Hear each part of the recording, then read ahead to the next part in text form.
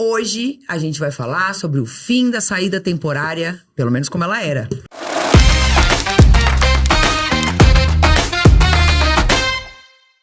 E aí, pessoal? Tudo bem, Cris? Tudo bom? Tudo bem? Tudo e bem, aí, gente? Fê? Tudo bem? Rafa? Tudo certo? Felipe? Eu não vou falar o nome mais completo de vocês nenhuma vez. Quem quiser procura lá, tá nas nossas redes sociais. Aproveita e segue a gente. Aproveita e segue lá no YouTube, no Instagram e pronto. Quem quiser descobrir quem o sobrenome de todos nós. E no TikTok, vai tá lá. né? Ah, e no TikTok, é verdade. Bom, fim da saída temporária como a gente conheceu. Ai, o povo ficou felizão, né? Nossa, como comemoraram. Pelo menos no grupo do meu prédio, comemoraram muito essa lei nova aí. Estão se sentindo seguros. Seguros agora. E aí, a gente, como gosta de dialogar sobre as coisas, como gosta de pensar um pouquinho sobre as coisas, a gente resolveu trazer esse tema pra, né, conversar sobre isso. Mas vocês não estão mais seguros? Eu tô muito mais segura. Eu também. Quer dizer, eu vou ficar mais daqui a uns anos, né? Porque, eu tô veja, muito não seguro. tá ainda valendo. Eu tô Ainda não muito foi seguro, aplicado porque pra ninguém. Eu não tô no sistema prisional. Donde? Eu queria só entender o seguinte, o que eu fiquei mais chateado de tudo isso é porque não tá valendo. Como é que faz uma lei que não tá valendo? Não tá valendo. Então as pessoas não... Eu vi uma... Aliás, não tá decidido, ainda não tá decidido, né? O quê? Se tá valendo ou não. Não. Eu quero dizer o seguinte, vamos imaginar... o não tá valendo o que eu quis dizer, depois você explica o seu, tá? Só pra deixar claro. Essa lei é uma lei que né, está, né, em vigor, porém, ela vai se aplicar só aos crimes que aconteceram depois da entrada dela em vigor.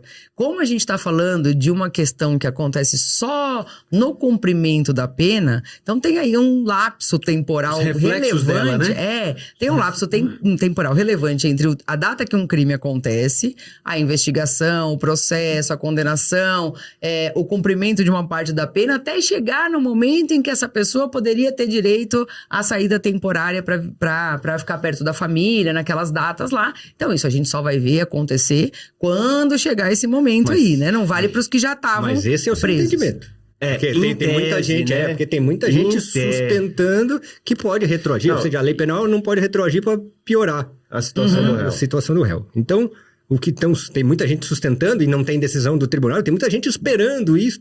Por isso é que eu estou dizendo que não está definido ainda, porque tem muita gente esperando que o tribunal entenda que pode, sim, inclusive para quem já foi condenado e que não tem direito adquirido, não tem nada, hoje. Eu vi uma matéria no jornal falando exatamente isso. Olha, apesar da lei ter entrado em vigor, acho que era da Justiça de São Paulo, e depois eu posso até procurar essa matéria, autorizou a saída temporária no último dia, acho que foi do Dia dos Pais, autorizou para não sei quantos mil presos e tal, e aí a matéria tava obviamente falando em tom de crítica, e eu fiquei assim, escuta, né, não colocaram ninguém para explicar por que Faltou um advogado, né? Um estudante de direito talvez explicasse, hein? Não sei. Os meus alunos acho que explicariam a contento que, sendo uma lei penal, ela só vale daqui pra frente. Mas né? pra acabar essa discussão, eu só quero dizer o seguinte, eu tenho que fazer um pedido. Eu tenho que fazer um pedido. Eu tenho que fazer um pedido de saída temporária para um cliente meu no mês que vem. E aí, eu vou dizer a vocês num episódio futuro se deu certo ou não deu certo. Se aplicaram como deveriam aplicar ou não, né? Vamos aguardar o mistério e adiar o episódio? Não, brincadeira. Não. Depois a gente volta. Uma coisa só que eu queria dizer, porque eu nunca tinha dado essa aula com essa ênfase. E aí, recentemente eu falei isso para uma turma. E aí, eu vi assim... Espanto. Não espanto, assim, sabe quando você... Surpresa? Nossa, agora eu entendi. Eu acho que as pessoas... e eu queria deixar claro, só para as pessoas entenderem, para ver se vocês concordam comigo. As pessoas têm uma mania de achar, assim... a pena é de 5 a 15 anos, né? E aí, na cabeça da pessoa que não estudou direito, ele pensa o quê? Prisão... Pena é só o tempo que tá na cadeia. Não. Eu acho que as pessoas ouvem assim... alguém que é condenado, por exemplo, por tráfico, cuja pena prevista na lei é de 5 a 15 anos, a pessoa pensa prisão de 5 a 15 anos. E não é prisão, né? E por isso que, e aí um monte de crítica vocês já ouviram também, né? Sim. Tá em todo lugar. Nossa, é condenado a 5, mas fica 1 e sai. Fica 2 e sai. É um absurdo. Porque a pessoa, ao invés de ouvir pena, ouve prisão. Então é importante que a gente... eu acho que é importante dizer assim, e foi isso que eu disse na sala. Gente, pena não é necessariamente prisão. Pena é cumprida em 3 possíveis regimes. Um regime que é fechado, e aí sim a pessoa vai para um presídio, fica na prisão, né? Nesse imaginário popular. Depois, ou a princípio, né? Ela pode cumprir também a pena num regime que a gente chama de semi-aberto, ou seja, trabalha durante o dia, não tem o mesmo rigor, né? De ficar dentro da cela, de ficar ali o dia inteiro, dentro da cela ou dentro do pavilhão, enfim. O dia inteiro pode trabalhar, inclusive até fora do estabelecimento prisional ou dentro do estabelecimento prisional, mas volta lá para a cela para dormir. E depois a gente tem um regime aberto, que era para ser cumprido num albergue, né? Numa casa do albergado. O Estado não tem a infraestrutura para isso, então na prática a pessoa cumpre em casa e só tem que lhe dizer onde mora, as suas atividades, se está trabalhando, se não está trabalhando. Então pena é cumprida num desses 3 regimes e se a pessoa começa no mais grave, que é a prisão, ela vai progredindo para os outros regimes. Então assim, o dia que eu expliquei isso, eu falei, gente, pena não é igual a prisão, não significa a mesma coisa, né? Não é a mesma coisa. Também. E também não é eterna, enfim. Então, os meus alunos eu vi assim pra mim era tão óbvio isso que eu acho que eu nunca achei que eu tinha que explicar. E aí, quando eu falei dessa forma e eles entenderam, né? E eles agora eu entendi. Aí eu achei que valia a pena trazer aqui, né? E só para esclarecer também que o trabalho no regime semiaberto tem que ter um trabalho pela Secretaria de Assuntos Penitenciários. Sim. E na sua maioria, principalmente em São Paulo, sai com tornozeleira. Sim. Então tem gente que consegue trabalhar ou consegue o emprego, mas aí não tem tornozeleira, não pode sair. Não pode sair. Então precisa só saber o seguinte, que no semiaberto, grande parte quer trabalhar, mas não tem trabalho para todos. E aqueles que conseguem o trabalho, muitas vezes não conseguem, a tornozeleira eletrônica não pode sair. E aí a tornozeleira eletrônica vira um balcão de negócio. Gente, poucos temas são tão potencialmente lesivos sob o ponto de vista de cair assim no tio do Zap como saída temporária. Ô, Ricardo. Poucos temas. Você tem uma fixação com o tio do Zap? Você tem uma fixação com o tio do Zap. Mas vocês não têm tio do Zap? Vocês têm certeza que vocês têm o tio do Zap? Não, mas eu não... Eu tenho tio, mas não do Zap. Veja bem, esse tio do Zap é exclusivo seu. Poucos temas têm tanto potencial para ideias erradas, etc. Mas os entendedores de segurança pública... No geral, os técnicos de segurança pública. Mas eu tô falando do tio do Zap, mas o tio do Zap pode ser um irmão, pode ser um cunhado. O tio do Zap é lato sensu. Pode ser uma tia. Tem vários. É tio do Zap e lato sensu.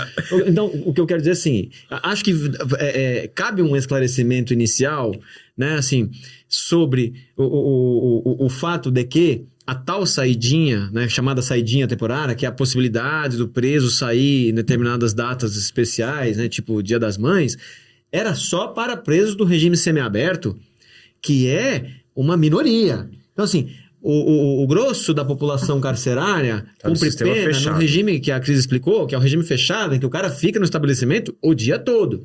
Né? Não tem saída nenhuma. Não tem saída nenhuma. Nem pra trabalhar, do fechado ninguém sai. Não tem saída. A menos que fugir, só se então, fugir. assim, a saída temporária como era... a saída temporária como era... tudo ou nada. Ela proporcionava a saída dos presos do semiaberto. E aí começava já a coisa errada, que era... A primeira suposição, né, de massa era a seguinte... na data tal... a presaiada vai sair. Né? Não vai. Não vai porque, assim, só os do semiaberto com bom comportamento é que saíam. Então, acho que a gente tem que colocar duas coisas aqui também pra ficar claro, né? Porque a presaiada era essa a ideia. Então, primeiro, se você já foi condenado no semiaberto, você já foi condenado por um... Né? Se você começou no semiaberto, você já foi condenado por um crime que é mais leve, porque um dos requisitos é a quantidade de pena, né? Então, a quantidade de pena, se a pena é um pouco menor, significa que o crime é menos grave, e aí por isso que você começou no semiaberto. Se você foi condenado a uma pena mais grave, que você começou no fechado, você já cumpriu uma boa parte dessa pena, você progrediu por bom comportamento pro semiaberto, você já tá há algum tempo no semiaberto, com bom comportamento carcerário, para você ter direito à saída. Então, assim, acho que isso aí que você falou, que as pessoas achavam que, né, agora todos os estupradores vão invadir a cidade. Na verdade, a sensação bandidos, era... homicidas. Vai abrir a porta do presídio. Isso, depois volta quem quiser. E também falavam o seguinte, o tio do Zap fala também, o seu tio do Zap fala também o seguinte, né? Vou pegar o exemplo da Suzane von Richthofen, né? Que matou o pai e a mãe. Como assim a Suzane von Richthofen vai ter direito à saída temporária no Dia das Mães? Como assim a Suzana von Richthofen vai ter direito a sair da temporada? Esse era estranho mesmo, né? Mas é bom explicar. Mas é difícil explicar, cara. Não é difícil até. Não é difícil. Por que isso acontece? É uma questão meramente administrativa para facilitar, né, a informação tanto junto ao Poder Judiciário quanto junto à Secretaria de Administração Penitenciária. Não importa a natureza da data. Exato, só para facilitar uma comemoração. Calma. Tem uma coisa com a natureza da data, que é o seguinte, na verdade a lei falava de 5 saídas por ano, certo? Num total lá de quantos dias? 40 dias, se eu não me engano. Não podia superar 7 seguidas em casa, não era isso? Não lembro o número exato, mas enfim. Enfim. E aí, não vou sair tudo de uma vez. Então, tem que espalhar durante o ano. E aí, óbvio, né? A gente também sabe que, né? Exatamente. O capitalismo estabeleceu ali, né? Em cada mês, para não ter tudo que comprar todos os presentes juntos, a gente tem ali o Natal, depois a gente tem, né? Dia das Mães, tem Páscoa e tal, e vai dividindo. E fora isso, a ideia da saída temporária é justamente essa reintegração da pessoa na família, né? Essa reaproximação, porque o cara... Ele vai ter que sair um dia. Ele vai ter que sair um dia, né? O que ninguém consegue entender é o seguinte... Seja Richthofen, seja qualquer outro... Vai sair. Ele vai sair. Um dia vai acabar essa pena e ele vai sair. E ele vai sair. Então, assim, precisa entender o seguinte... Você quer que ele saia do fechado direto pra rua? Ou você quer que ele passe por um semiaberto? Fique um tempo no semiaberto sendo testado e a gente solta 5 vezes por ano. Se ele voltar, aí ele vai pro aberto. Isso, porque se ele não volta, também é outra coisa, né? Ele volta direto pro fechado. Então, assim, olha, essa é uma crítica, né? Porque assim, quando eu vou falar pros meus alunos sobre a questão da saída, sobre a questão dos chamados benefícios prisionais de um modo geral, né? Isso, vamos chamar aqui, chamam de benefícios, não são benefícios, são direitos, né? Mas assim, essa questão da saída temporária e da possibilidade de trabalhar fora do estabelecimento prisional, né?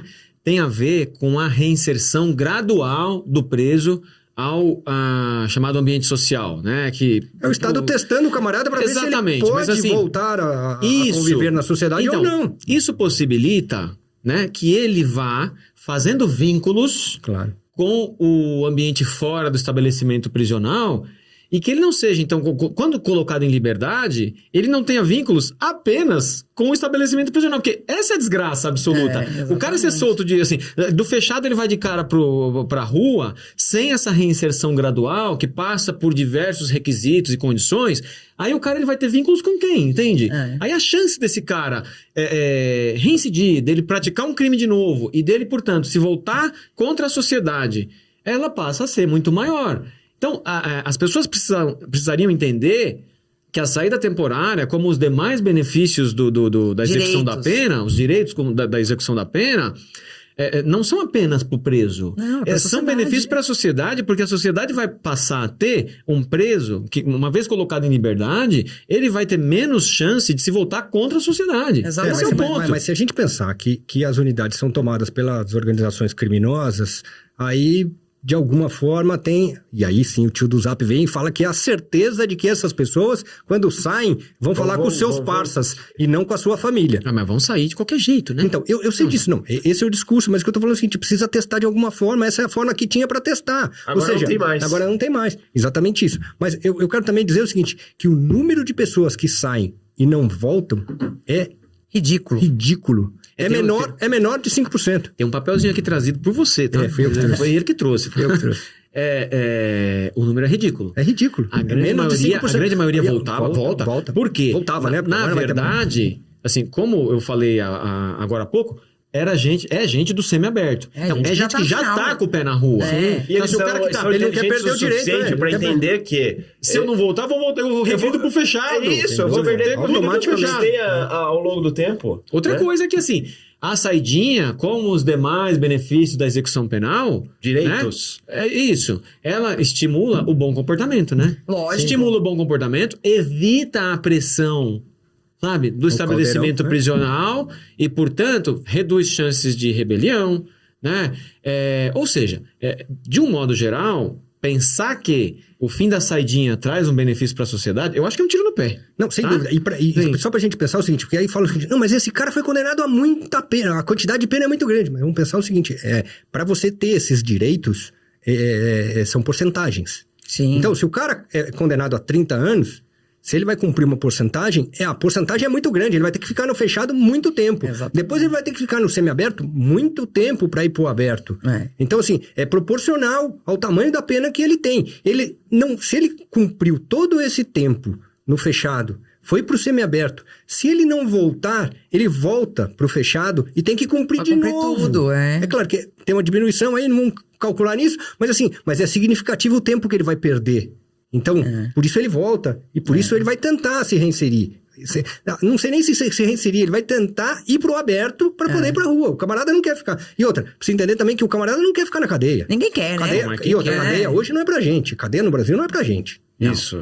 Assim, é um lugar... Você é uma masmorra. destitui a humanidade da pessoa e põe lá dentro, né? Sem dúvida. Infelizmente... Em relação a isso que você falou, que cadeia não é pra gente, a gente ia tratar desse tema, fui buscar uma informação aqui, que o Supremo, coisa recente, tá? Semana passada, o ministro Fachin determinou que o Tribunal de Justiça de São Paulo readequasse a superlotação de um estabelecimento prisional, o CPP de Pacaembu. CPP, acho que é Centro de Progressão Penitenciária, né? O CPP de Pacaembu. Para no máximo 37,5% de superlotação. Assim, veja bem, vocês não entenderam errado. O Supremo... Cabe 1.000. É isso, Tá no assim, máximo 1.375. Você pode passar só Você quase pode passar, 40% assim, você pode do que extrapolar cabe. apenas 37,5%. Por quê? Porque tinha... Gente, não, é surreal, cara. Assim, esse caso é trágico. É surreal. É trágico, né? Porque sabe quanto tinha? Assim, 37,5% significa a capacidade era de 686, 686. O Supremo falou assim, pode no máximo, portanto, 943. Sabe quantos tinha? 1.425. Atenção, você não ouviu mal, não... A capacidade era 686 e estava com 1.425. Mas esse é o centro de progressão. De progressão penitenciária. Ou seja, regime semiaberto. Não, vai ser semiaberto, né? Tinha mais que o dobro. Semiaberto. Tinha mais do que o dobro. Espera só um pouquinho. CPP é semiaberto. Tá. É semiaberto. Então, se é semiaberto, estes são as pessoas que teriam direito, antes da mudança legislativa, de sair. E todos esses camaradas que saíam, só 5% ou 4%, pela essa notícia que a gente pegou aqui no G1, não voltavam. Apesar disso, apesar de toda essa desgraça, apesar de toda essa desgraça, essa masmorra que é esse lugar, mesmo assim, até que todo mundo voltava. O número, eu acho assim, dada a realidade do sistema prisional, o número de pessoas que não voltavam é ridiculamente pequeno. Ridículo. Né? É ridiculamente pequeno. E assim, aí tem um outro dado também nessa matéria, que também é muito engraçado. O tio do Zap vai falar que ele cometeu o crime e tá voltando. Essa é outra realidade que ele vai dizer. Não, vou voltar nisso aí, tá? Mas só para aproveitar essa matéria, né? Nessa mesma matéria, ficou evidente que a Defensoria do Estado de São Paulo entrou com uma ação para acabar com o que eles estavam chamando de semiaberto fake. O que é o semiaberto fake? O semiaberto fake, né, é uma ala em que um lugar onde não existia regime semiaberto, né, então nesse estabelecimento não tem regime semiaberto e tem tantos presos com direito a semiaberto. O que a gente faz? Bota uma tabuleta ali de que aqui agora é o semiaberto. Que engraçado. Então, assim, também tabuleta de velho, né? Tabuleta, né? A placa, sei lá. Muda o nome. Uma identificação. Vamos chamar, como assim não tem semiaberto? Tem sim, ó. Pá, tá escrito aqui. Semiaberto. Assim, e aí vou lembrar o nosso professor lá da especialização, seu, na verdade, né? Mas eu gostava de assistir a aula dele às vezes, assim, esporadicamente. Que falava assim, que não é porque você põe a vaca no chiqueiro que ela vira porco, né? Então, assim, você passa a chamar de semiaberto essa ala aqui dos estados, mas o que tem de semiaberto aqui? Não, aqui só o nome, tá? Por enquanto. Não, mas temos o plano dele. Eu não sei se vocês se lembram, mas o Tribunal Superior teve uma época que disse o seguinte, quem foi condenado em semiaberto, se não for transferido, vai pro aberto. Antigamente tinha aquela desculpa, não tem vaga no semiaberto, vamos colocar no fechado. Agora tem uma súmula, né? Mas essa cronologia é interessante para explicar a placa. O STJ diz o seguinte, não, a gente vai agora fazer o seguinte, se não tiver no semiaberto, vai pro aberto. E aí começaram a achar exatamente isso. O que eles fizeram? Centro de detenção provisória com alas de regime semiaberto. Mas é o semiaberto fake, né? Não, é o semiaberto completamente fake. Ou seja, essa ala aqui, ó. Mas o que mudou? Nada. Gente, não mudou nada, mudou o nome. Então, porque o tribunal tá cobrando lá, então a gente muda o nome. Isso. É isso. Pra estatística, esse semiaberto é que nem falar que eu tenho cabelo, na boa. Não, Ricardo, não, tem cabelo. Como não tem? Tem lá, vê lá. Tem um cabelo lá. Tem ali. Você sabe que há tempos já idos, bastante tempo no começo da advocacia, eu fui numa empresa que fazia farinha. E aí tinha... O cara falou, não, porque agora a gente fez uma farinha especial que vem num saquinho transparente, que é muito bom. E aí eu tava lá na empresa... Aqui, fazendo a farinha daquela saquinho de papel e aqui fazendo a farinha com um saquinho de plástico especial. E eu falava, qual é a diferença? O saquinho. A embalagem. O saquinho. É mais ou menos isso. Mas, gente, sabe o que eu acho muito curioso? Porque o tio do Zap eu entendo, mas, gente, da onde que vem essa necessidade? Veja, tudo isso que a gente falou, né? Então, assim, essas pessoas que estão nessa ala fake, elas são pessoas que já cumpriram parte da pena, que têm bom comportamento carcerário, que... Da onde que vem essa fixação por manter essa gente presa, gente? E só fazendo um adendo, Cris, assim, e essa galera que estava na ala de progressão ficava feliz.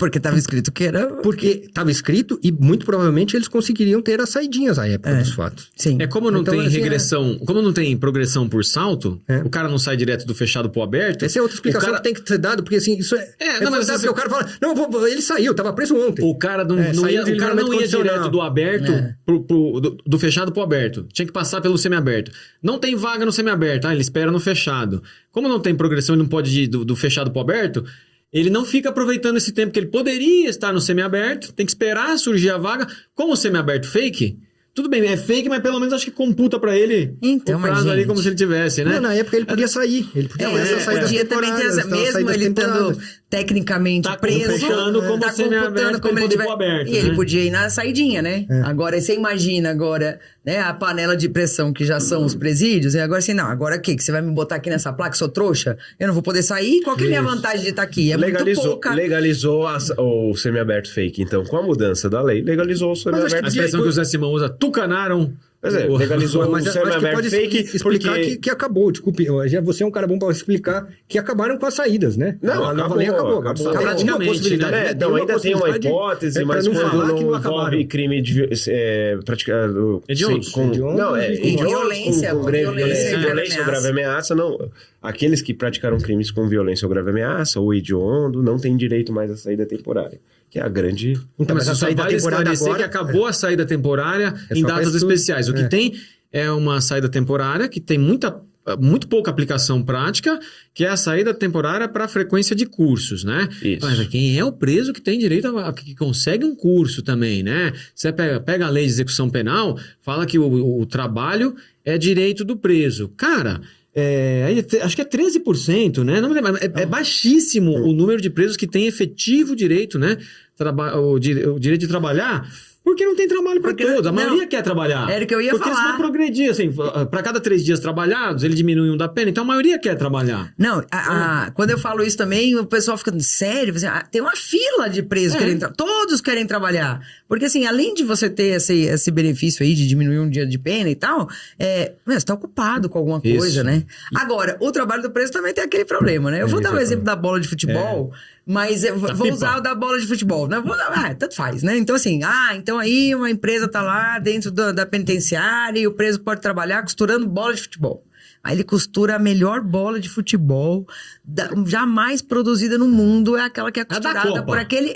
melhor que a da Copa. E a hora que ele sai de lá, o que ele sabe fazer? Ele é o exímio, ele é o melhor costurador de bola de futebol. Aí ele sai e vai bater lá na empresa. Fala, escuta, eu sou ótimo nisso aqui, você me contrata? Acabei de sair aqui, sou egresso do sistema prisional, tô procurando um emprego, eu não quero mais me envolver com a criminalidade, você me contrata? Aí a empresa fala assim, não tenho vaga, porque eu tenho lá dentro do presídio, eu tenho uma mão de obra muito mais barata. Não sinto muito. Vai procurar em outro lugar. E o tio do Zap ainda vai falar que estão roubando o emprego de mas vocês me criticam de falar do tio do Zap, mas todo mundo fala. Agora virou referência. Mas você sabe o que acontece? Sabe o que acontece? É que nesse caso aqui, esse caso da saidinha, é tudo tão absurdo. Mas foi o que eu falei. Que assim, só pode ser do tio do Zap. Porque assim, tem outras discussões que a gente traz aqui, que a gente acha muito absurdo, mas eu até consigo... imaginar pessoas... É que são mais técnicos, né? Uma coisa um pouco mais... Mas esse é muito gritante. Vocês não acham que é muito gritante, mas desculpa, gente? assim, a gente tem, por exemplo, eu vi uma entrevista dos 2 secretários de segurança aqui de São Paulo comemorando, dizendo que isso vai mudar significativamente a segurança, a sensação de segurança em São Paulo, e mais, disseram o seguinte, só não vai mudar mais porque a lei não tem a aplicação imediata. Porque se tiver, e a gente ainda está torcendo para o tribunal que façam isso. Estou dizendo o seguinte, são 2 pessoas em tese instruídas, são 2 pessoas que têm experiência na segurança pública. É político, né? Isso aí mas é pra política. É pra base... Sim, mas ele tá criticando a postura, concordo. Dizendo que, tipo, um é um delegado de carreira, que é um delegado super respeitado em São Paulo, e o outro é o Derrite, que é também um militar e respeitado pela polícia militar. Mas é importante você dizer também, Felipe, ou eu vou dizer no caso aqui, o seguinte, que o projeto de lei... É do Derrite, né? Tanto é que ele se licencia para votar, defender o projeto de lei quando foi votar no Congresso Nacional. Mas então, eu só quero demonstrar que ele tem uma... Quem sustenta isso são pessoas especialistas em segurança pública. Eu não quero aqui entrar no mérito, eu não vou entrar no mérito se são ou se não são, se a gente concorda ou não com a opinião deles. Eu só tô desenhando mas eu tô dizendo aqui... o seguinte, eles são tidos como... Sim, mas eu só tô desenhando aqui, Felipe, o seguinte, que o Derrite, ele tem... Interesse pessoal, porque ele quer defender o projeto de lei dele. Uma das coisas das críticas que se fez a essa lei da saidinha é que não foi feito nenhum estudo que ampare isso que o secretário de Segurança Pública de São Paulo falou. Mas em qual lei foi feito? Mas em qual lei foi feito um estudo? Não, mas poderia ter sido feito. Não teve nem discussão sobre isso. Mas o fato do cara ser da rota, o fato de que o cara era da rota, confere a ele um grau de especialização em segurança pública, com todo respeito, vai. Assim, a questão da criminalidade é uma questão complexa. Né? Fala assim, você imaginar que o cara, porque era policial que estava na linha de frente ali... e outra, né? Ele vai entender de questões de segurança pública, ele pode entender do confronto com o bandido na rua, isso, ok? Ricardo, não tô tirando a legitimidade. Isso é irritante quando as pessoas procuram respostas simples para questões complexas. Exato. Então a ideia é a seguinte, esse cara violou a lei penal, vamos colocar no presídio, acabou o problema. Mas acabou o problema. É isso. Mas é aquela história de quem gosta de criminoso. Vamos colocar criminoso na cadeia? Mas aí, isso que você falou agora vai me permitir fazer um link com uma coisa que você falou agora há pouco, que é o fato de que uma pequena parcela dos que... Veja, a parcela dos que não voltam, já é pequena. É ridiculamente pequena se a gente for considerar o número, né? Dentro desses que não voltam, uma parcela ainda menor pratica crimes. Aí vem... Numa dessas, um desses caras matou um policial militar. E foi essa questão pontual que foi o estupim para legislar a questão do fim da saída temporária como era. Né? E aí... o argumento de que, mas esses presos cometem crimes. Não, a grande maioria não cometia crime nenhum e voltava, né? Então, assim, pessoas primárias cometem crime. Exato. Pais de família cometem crimes. Motoristas de Porsche eventualmente cometem crimes. Então, maridos cometem crimes. Delegados cometem crimes. As pessoas... Advogado, qualquer pessoa eventualmente comete crime. Então, assim, se você for partir de questões pontuais, um advogado cometeu crime, faz o seguinte, por medida cautelar, vão prender os advogados, portanto, entende? Cara, não pode ser esse o critério. Esse critério é muito do senso comum, tá entendendo? Mas Ricardo, é fácil de sustentar isso. Porque é só o camarada falar o seguinte, os presos estão saindo e estão cometendo crimes. Vamos cortar as saidinhas. Por quem quer liberar preso na rua? Sim. Não vamos liberar preso na rua. Porque se a gente for fazer desta forma, até eu concordaria. Não, o discurso que você pode fazer é assim, gente, já tem muita gente cometendo crime aí, vamos soltar quem tá preso? Exatamente. Pra cometer mais, tá entendendo? São bandidos. Tanto que essa lei, ela passou, ela foi aprovada com uma votação, cara, recorde. Porque, assim, do tipo, pegava mal, defendeu o contrário. A verdade é essa. Isso que eu tô falando. Mas o direito penal tem um problema muito... no Congresso Nacional por conta de episódios eventuais, assim. Agora, por exemplo, só a título de exemplo que não foge um pouco do nosso tema aqui, mas veja só, se somaram alguns casos de homicídio praticados contra advogados. Já tem um projeto de lei para qualificar o crime de homicídio quando praticado contra advogado. Mas é o seguinte, né, gente? Isso é meio óbvio. Porque o que o deputado quer? Ser reeleito. Certo? O que o Congresso quer? Ser reeleito, certo? Exato. Então eu vou falar para quem? Eu vou falar para a minoria, eu vou falar sobre eu vou falar que vou com um discurso que vai contra o que a maioria acha, sem nem conhecer o tema. Não, eu vou com um discurso a favor. Não, mas o que eu tô falando com essa história, a minha intenção de falar isso é o seguinte, não são só os tios dos apps que falam isso, ou seja... Não, isso eu concordo com você. Eu tô dizendo assim, tem tidos especialistas, assim, se você perguntar pros... Você tá chamando de especialista. Não, os especialistas do povo, ou as tidas autoridades, se você perguntar para a grande maioria do Ministério Público, eu diria que eles são a favor a isto. Se você perguntar a maioria dos policiais de São Paulo, eles vão falar que eles são a favor a isso. Mas aí eu vou falar uma coisa para você. Tem poucas pessoas que... E para os juízes, se você perguntar para os magistrados se isso é uma boa lei, a grande maioria vai falar que é ótima. É uma maravilha de lei. Aí a gente tem só que dividir. E são estudiosos. Então, o tio do Zap, a gente tem que... Das pessoas de má fé. Porque um promotor, um juiz que estuda direito, ele pode até... Falar assim, eu sou, pessoalmente, eu sou a favor. Porque não dá pra dissociar. Nós somos indivíduos. Não dá pra dissociar. Agora, mas... Tecnicamente... Tecnicamente, não acredito. Não, é bom... Eu tenho convicção, assim, eu diria, eu afirmaria que todos eles pensam assim. Mas é muita má fé. Mas é por convicção. Então, porque assim, quanto mais duro, melhor. Então, vai dar benesse pra bandido, o bandido não tem... Mas isso não é um raciocínio jurídico, não é um raciocínio de... que leva em consideração conquistas democráticas, que leva em consideração todo um sistema que se pensou de execução penal. Não é um pensamento técnico jurídico. É um pensamento com fígado. É o meu fígado pensando. Mas eu acho que... Mas o Fê foi preciso numa coisa. E aí, quem presta atenção... Pode voltar lá, agora que ele falou, né, do secretário de Segurança Pública, ele falou que essa é uma lei que vai aumentar a sensação de segurança. Aí eu concordo com ele, verdade? Porque é só a sensação, né? Não vai aumentar a segurança, aumenta a sensação. Aí ele foi preciso, né? Se ele falou isso, foi preciso. Se você, né? Você foi preciso. Eu não sei se foi isso.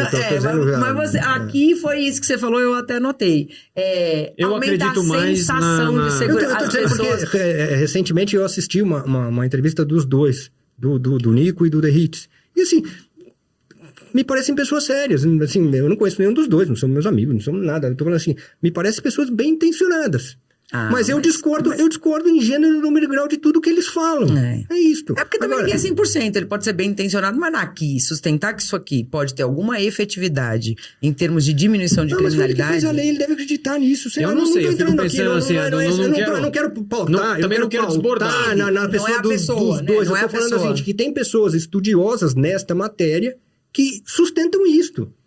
Não quero desbordar do tema, mas depois do massacre do Carandiru, que é da década de 90, do começo, né? 92, não é? 92. Depois do massacre do Carandiru,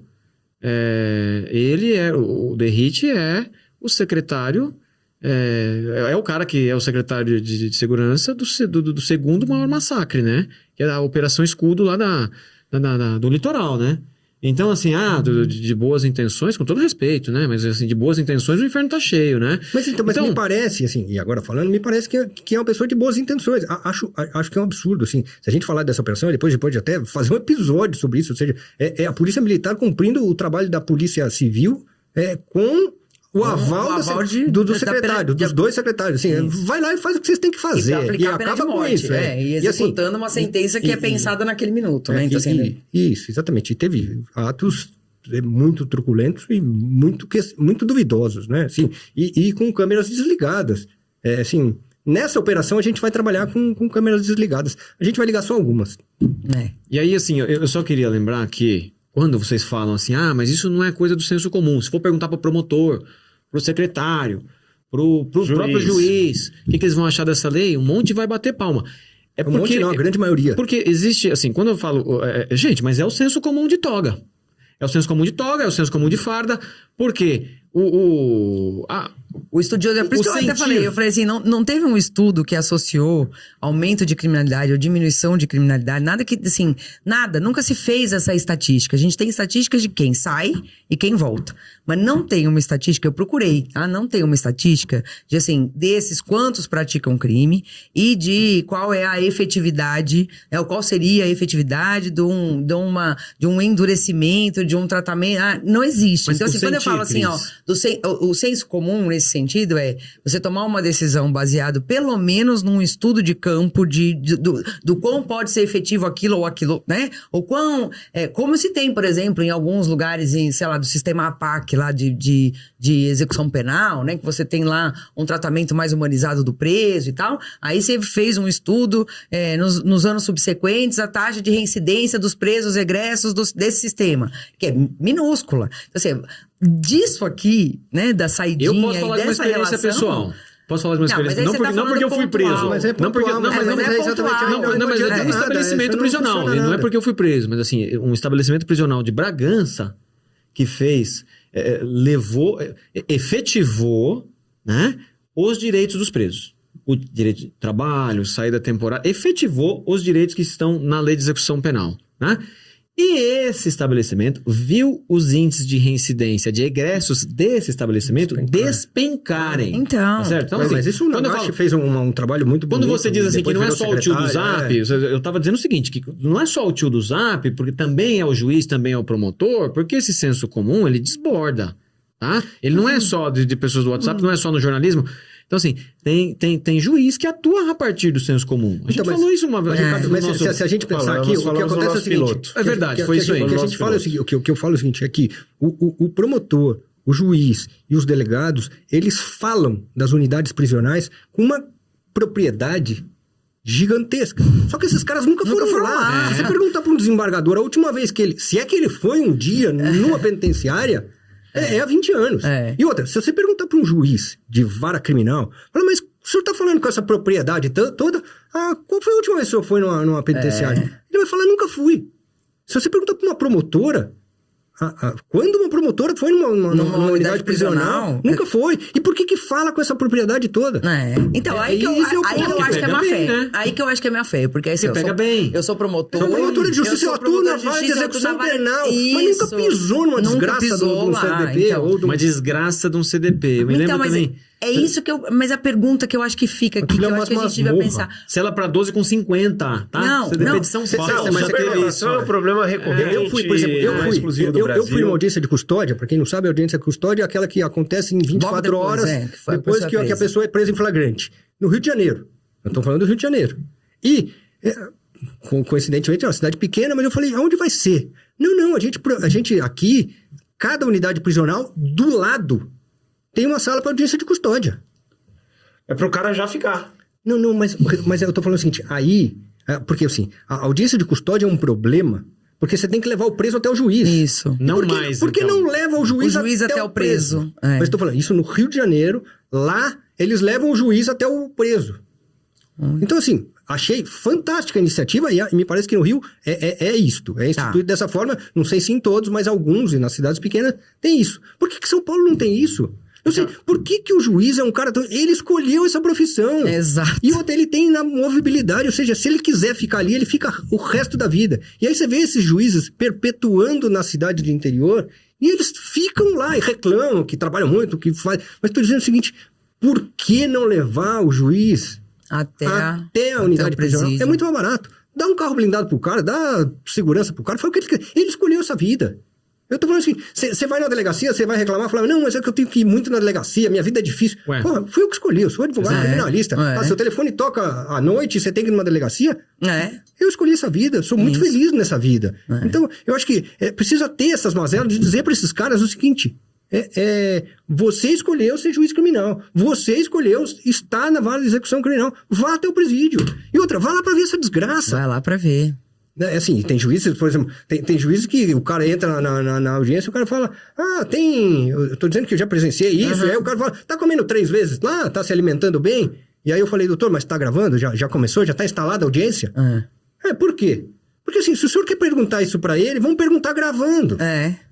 Não é? Se quer saber da unidade prisional, o senhor não quer ir até lá, quer esculachar o preso aqui, vamos gravar. Eu queria lembrar que o ministro Gilmar Mendes chamou de masmorras, né? Mas Então, e aí, e por falar em ministro, né, a matéria que eu li, o Fachin fala que ele considerou lacunosas as explicações do Tribunal de Justiça. Ele entendeu que o Tribunal de Justiça de São Paulo não apontou nenhuma medida concreta que tenha adotado para reduzir a superlotação nas unidades prisionais, né?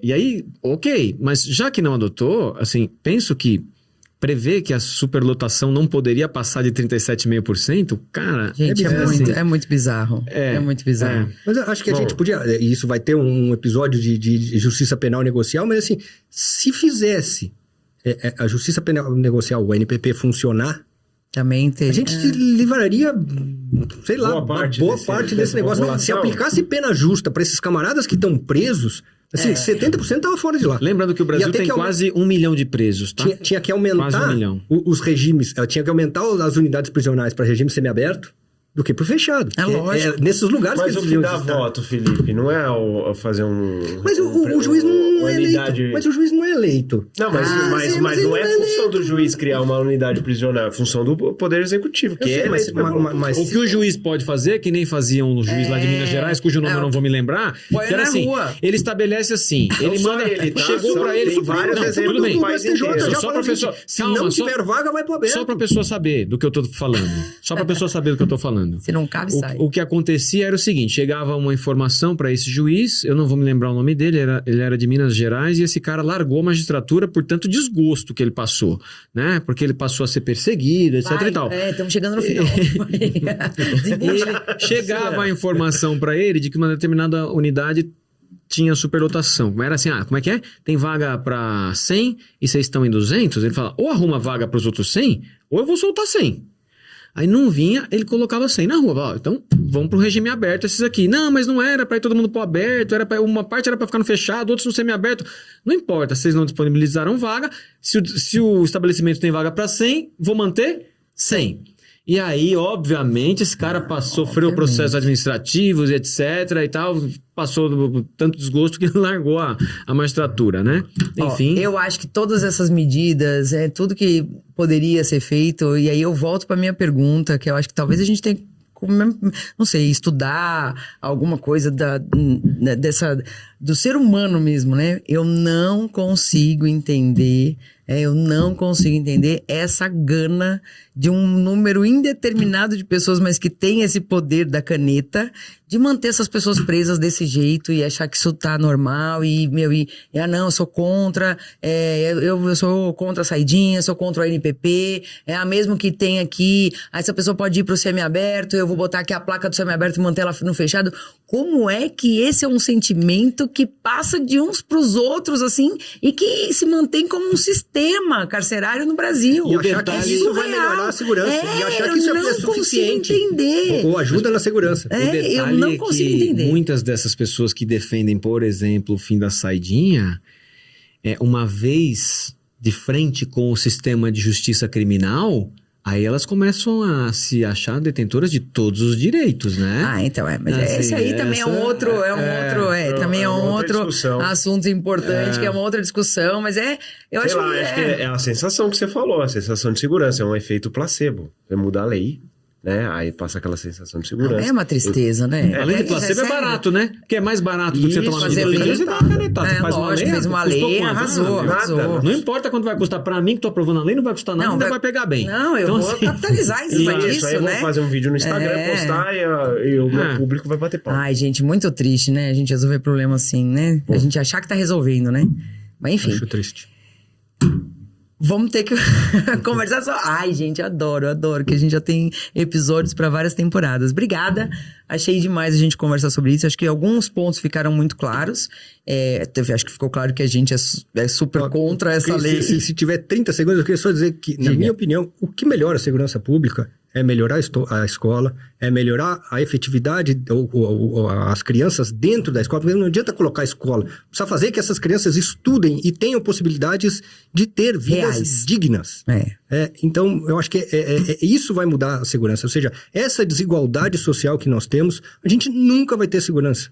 Eu só queria dizer que ninguém aqui é a favor de bandido. Ao contrário, a gente está defendendo a ideia de que não dá para você corrigir um problema complexo com uma solução supostamente fácil, né?